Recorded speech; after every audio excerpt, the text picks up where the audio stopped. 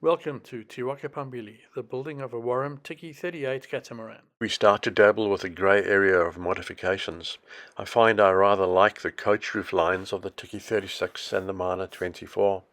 On diving down the rabbit hole that is the internet, we see that there are a number of builders who have already beaten this path. I'm quite taken with what I could find on Tutix, Moana, and Dragon.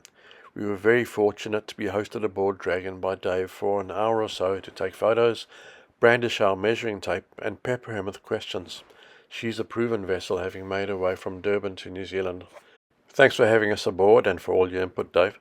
On the plans, what we find is that we've got the galley and saloon area with a coach roof that extends up and comes down towards the forward end going into the saloon.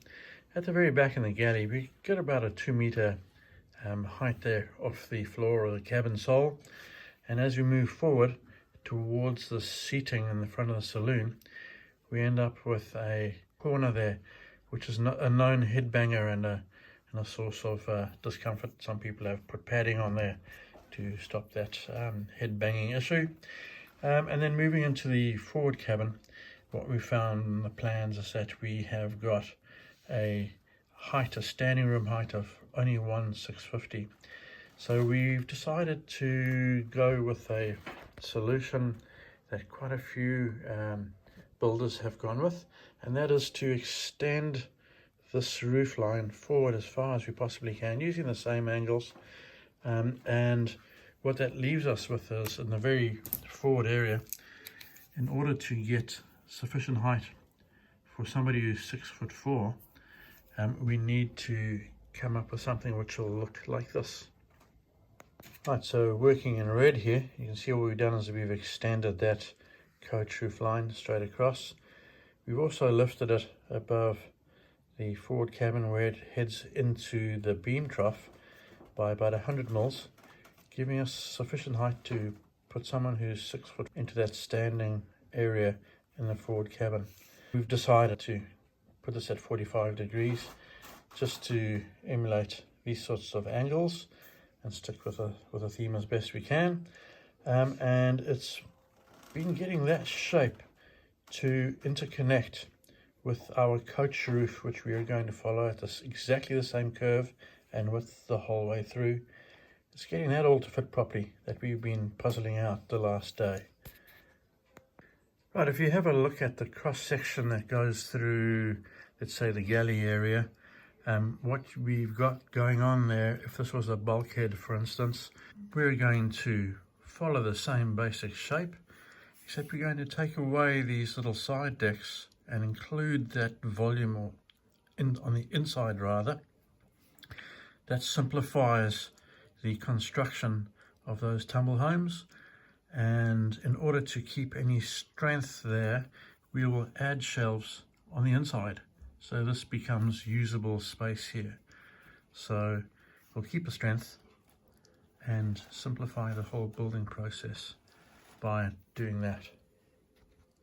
We're also going to stick with one coach roof profile right throughout the full length from the very back of the galley to the very front of the forward cabin, which gives us a change from the center line of about 471 millimeters on either side. And it's also got a camber or a crown of 40 mils that we'll work with throughout, so that'll be a constant the whole way throughout. So to mock that all up, you'll see we've lifted up the sections on the table to approximate that 40 millimeter camber in the roof, and worked out and calculated what this shape would be, so that if we took that plane and tipped it back at 45 degrees, we needed that shape to actually intersect with the curve. Right, so it's a penetration, and we have figured out the development of that shape. So that'll become that 45 degree angle, that surface that comes off the back of the beam trough which is just forward of the forward cabin. We also knocked up a rough mock-up of bulkhead 6, that's the galley aft bulkhead, which gave a much better sense of space. So just to nutshell our thinking here, the idea is to build in both this bulkhead and bulkhead number 1, which is the one at the very forward end of the forward cabin, before we complete the templates for the intermediate bulkheads. This then allows us to string lines along the coach roof edges and pick up exactly where the tumble homes meets the coach roof at each successive bulkhead. We are looking at bulkhead 6. We've drawn the template for it, and our main thinking here is how we're going to cut the boards to get the correct angle for the end of that bulkhead. So all the paraphernalia being brought out, the calipers, the measuring things, and all the angles, the essential glasses so that we can see what we're doing. We saved the upper offcut off the end of that bulkhead template so we could use that to duplicate the roof shape for all the subsequent bulkheads. We cut up bulkhead 6 after tracing it off a template and started cutting up a few of the other component pieces that would make up the beam trough just after that. We carefully marked out and planed where a bend goes into the aft galley bulkhead. This would effectively create a really strong scarf.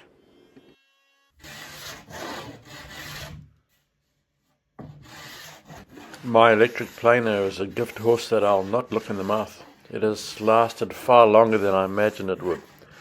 I find that touching up with a hand plane does the trick though.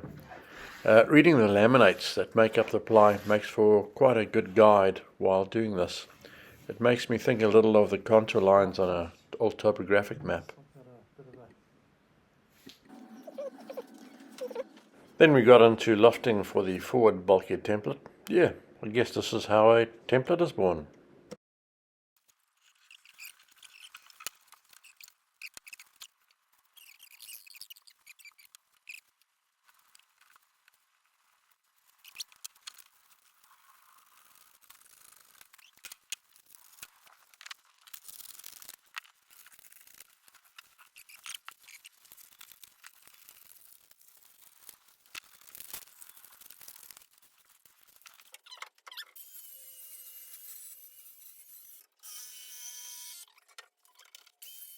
Here we get into churning out beam trough sides and their deck bearers for the fore and aft decks.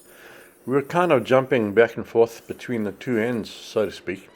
I'll add labels to the video for those who need to know exactly which component is currently on the operating table.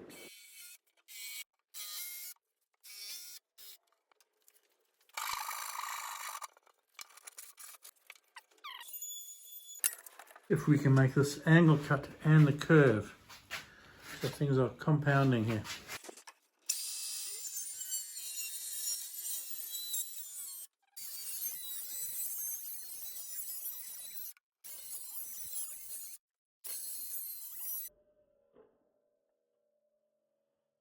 Pretty damn good, dude. Darling, jeez. Wow, look at that. Yeah, that came all right, eh? Jeez. Pretty close on the line too.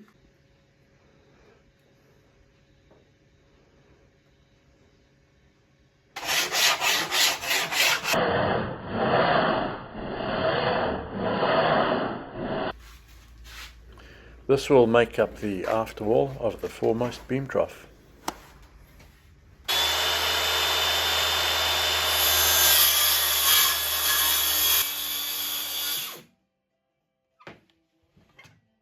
So following the pencil line, that wasn't a bad cut on the curve with the skill saw. Just a bit of sorting out will, for the plane, we'll sort that out and get it all as it should be. There you go. The top of bulkhead 1 needs a doubler, so that's going to be, looks like an 18mm piece of board, and we have done all the drills for the stringers to fit in, and the support struts and things that need to go. So we're going to be cutting that out now.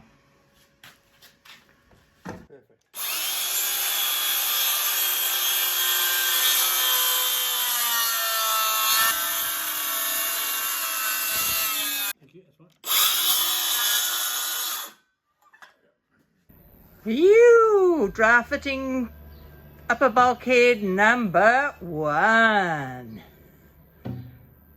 Yeah.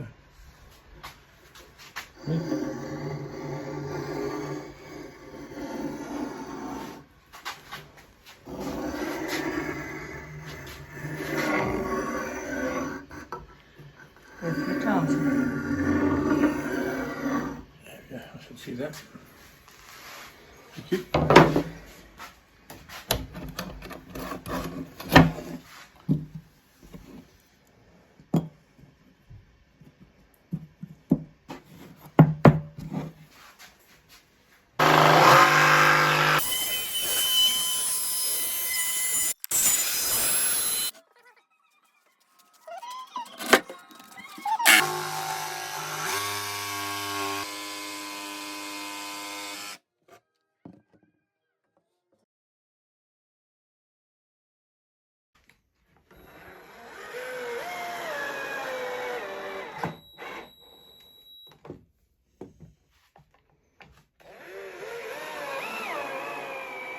By this stage, things start to get really interesting.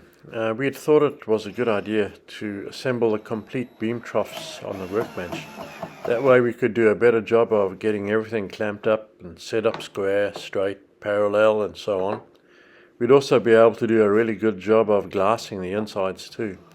The building instructions book has builders fitting the stringers onto the upper bulkheads before adding in the beam trough sides and floors. When the time comes to do the starboard hull, I may seriously reconsider doing things this way around again, as there was quite a bit of finagling required to get the stringers to fit comfortably around the complete beam trough assemblies. I do realise the instruction book is written to pass on the benefit of experience, of course, but I'd really appreciate hearing some feedback from builders who've tried it this way, or even better, if anyone has tried it both ways, that'd be cool. Perfect for the camera. Square for the camera. Square foot.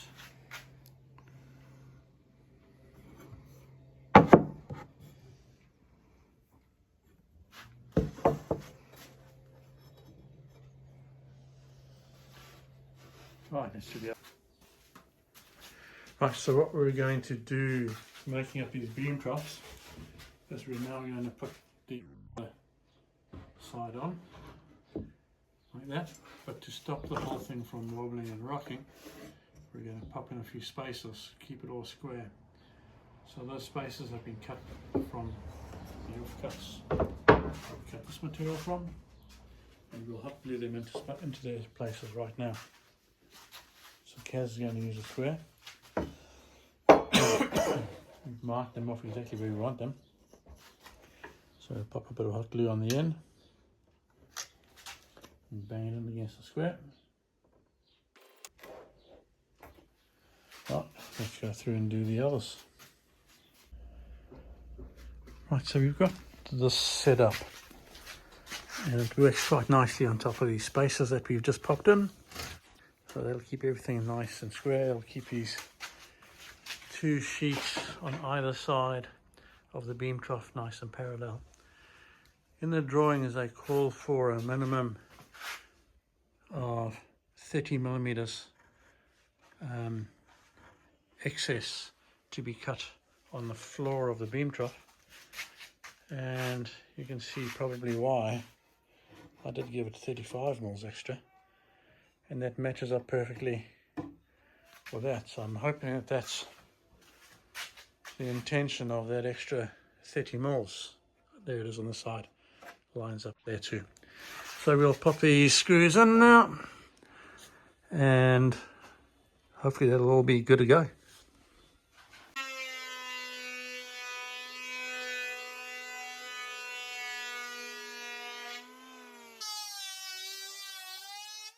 And back to the angle join on bulkhead 6, the one at the aft end of the galley. This is one of those signature shapes that we wanted to preserve, and as we'd removed the side decks we had to come up with another approach. Of course, in the Wharram spirit, we've kept it simple.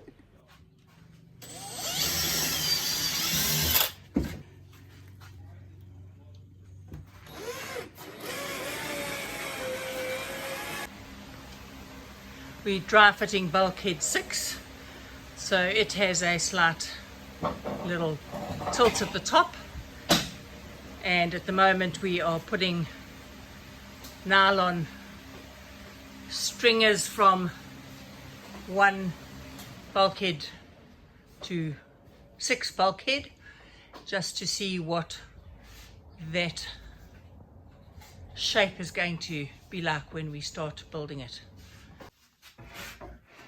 Grant's planing the inner arc of one of the beam troughs, and he's inherited this plane that is able to curve, so it looks like, yeah, something out of the Dark Ages, but at least we've got it, and it's making it a bit easier to work with. Quite a few of these tools in the shed here are per kind favour of my dad. I've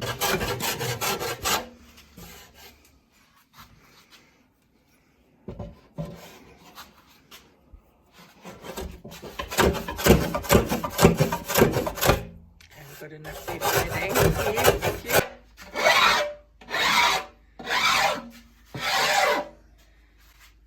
Having to do the rounding of the edges off the old-fashioned way, the file, the bevel machine, not the bevel machine, the router is just not quite. I don't have the correct round over, but with a following bearing that catches exactly on the middle and gives me a 1/4 of an inch radius, because once I've beveled the far side, the one on mine, the roller slips down over that edge and cuts the side too deep. So it doesn't take long to do this way. So we've been working on the bulkheads, the upper bulkheads, and have been glassing all the areas that need glassing that are going to be exposed, mainly part of the beam troughs and the space where the beam will be fitting. Those are going to be exposed outside. So we've got beam 1 at 6 going at the moment, and the coach roof, the start of the coach, well, the back of the coach roof, not the start of, that's the back on bulkhead 6. It's got a really nice little lean. Get rid of all of that. Nice little lean on it. So that's pretty cool. Got the spaces for when we put the beam troughs in, just to hold them apart at the 150 wide. Show a close up of that scarf there.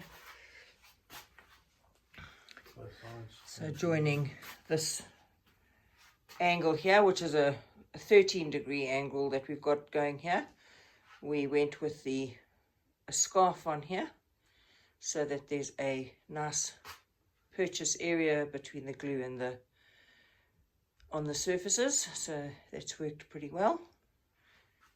And then on the other one, on beam 1, the curve for the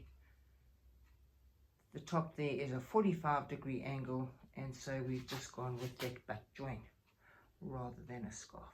So that's worked out pretty neatly, getting those two angles like that. Good thinking, lots of planning. We've completed the glassing now of the bulkheads and the beam trough parts. We've put baking paper on the screws that have gone onto the glass because it was still quite raw, so we don't want the washers to stick. So it felt like I was putting the tail on the donkey. but we've gone all the way along there. Grant's just finishing off the last of the fillets underneath the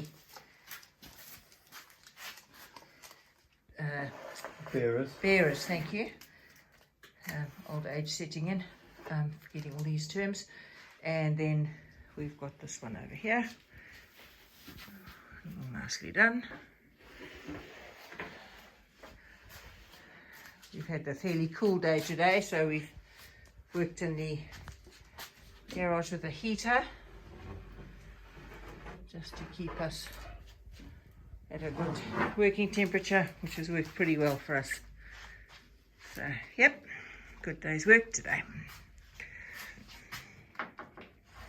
So bulkheads 1 and 6 have certainly firmed up and glued up beautifully, set up nicely overnight.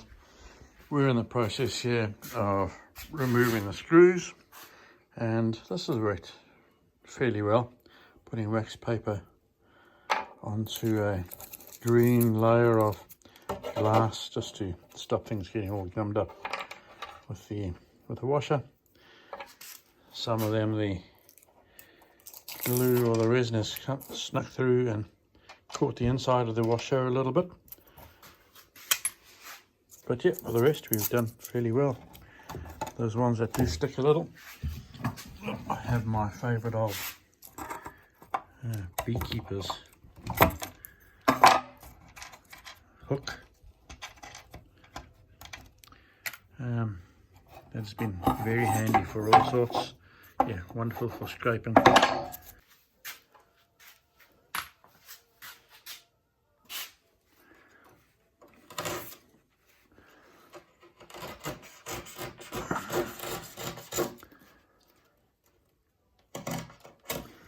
Try and force the blade downwards so it's not inclined to sort of lift the glass up a bit. It has to be a little bit thicker, of course, just because it's got the glue mixing in with it.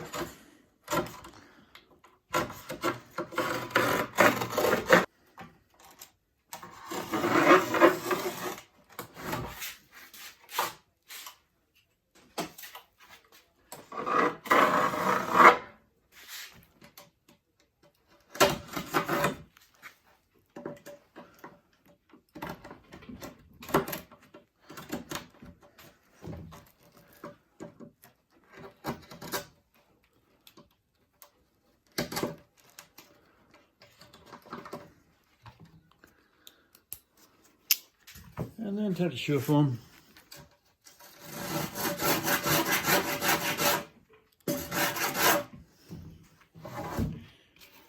The reason I'm kind of using it back to front is that I've got a bit of a crack up on the leading side, which leaves that part of it facing down, and it's inclined to gouge a bit. I do have a spare blade, I just haven't got around putting it on yet.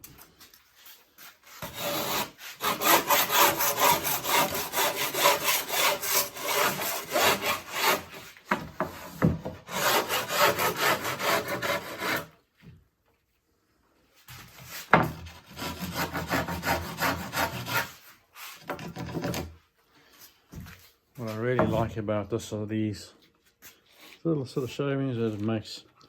It's not as inclined to get airborne like sanding dusters, so you don't have to wear a mask while you're doing it like this. I'll sand those surfaces and then assemble it all. And then what I'm planning on doing is, once everything is assembled on these walls and then across the floor and obviously up the wall on the other side, I don't know if I'll go the entire way, but I'll probably go up about 100 mils or so, maybe make the edge of that corner there and put in a U shape, but of that double bias glass again, and then top it off with another layer of the 200 gram woven cloth. I might even just reinforce these edges. That will take a lot of pressure with the lashing ropes coming down on them. I may just reinforce those corners where the pads will sit with a little bit more glass. So I'll put in a a couple of extra layers across there of double bias, just to beef it up a little more.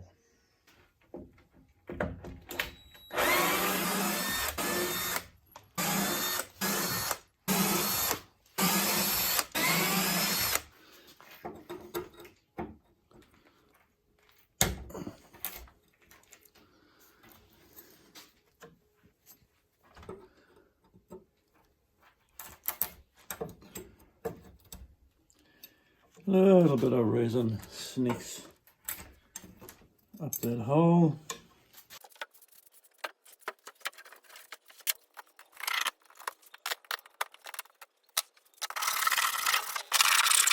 With it, once I've sanded and filled a few of these holes, I'll put a layer of glass over that joint just to, on both sides, just to beef it up while we're working with it anyway. I'll do that once we've joined everything together.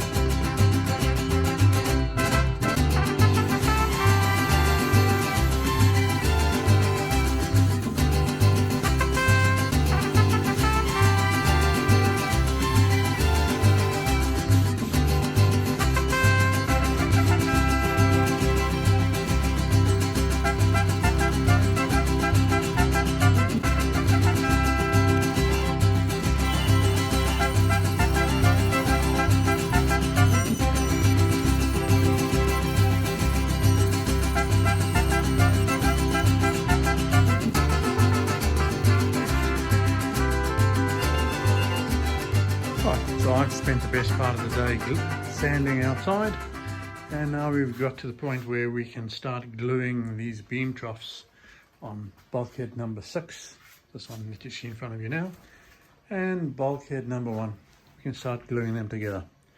So I'm going to give it a quick wipe down with some acetone, and we'll start the mixing process and gluing it all up. We've got everything ready to go. Hopefully by tomorrow we might even look at installing these onto the hull.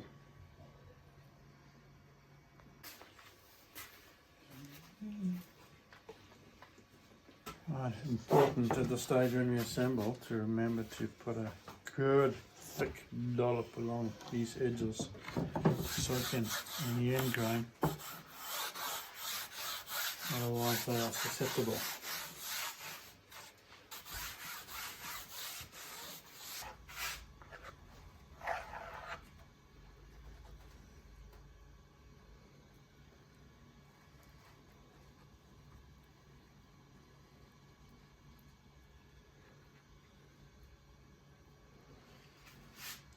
Going to have huge squeeze out by the looks of things. We will, but we will use it, I think.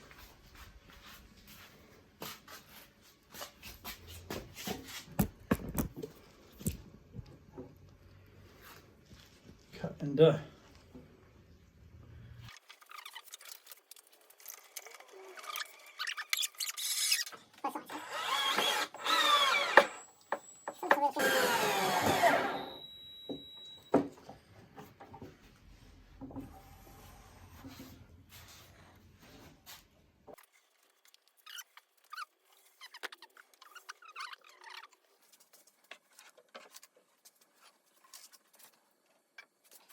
Towards that by a fraction, not much.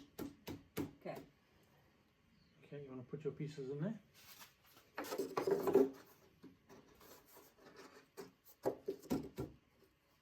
Okay. Happy? Alright. So let's get a screw in. On the way of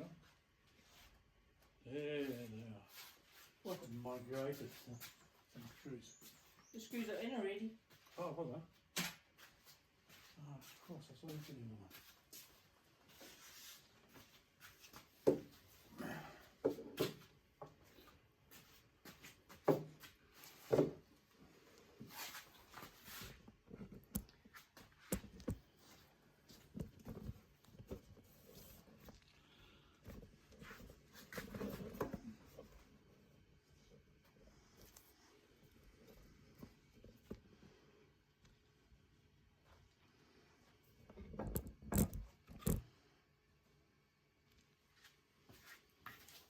Okay, you happy that you middle foot it all there? Yep.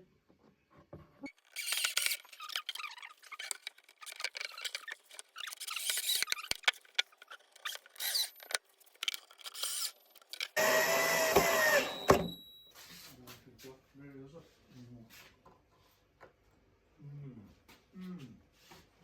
That side again. I don't think so.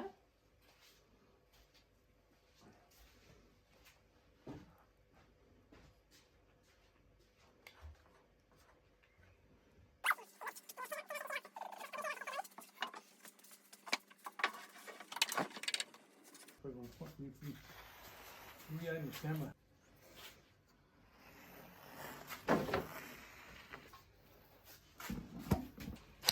Alrighty, just a last little bit of clean up there.